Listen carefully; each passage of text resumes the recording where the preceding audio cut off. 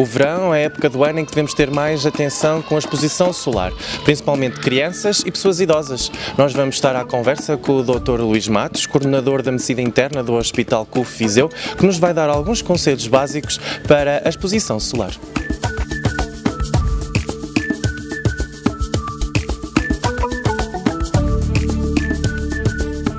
Boa tarde, Dr. Luís. Diga-me, quais são os conselhos que dá às pessoas para elas minimizarem o calor? O idoso deve evitar a exposição direta ao sol nas horas de mais calor. Entre as 11 horas e as 16, 17, não se deve expor ao sol. Deve ter cuidado com o vestuário, usar roupas claras, leves, de preferência de algodão, que tapem o corpo.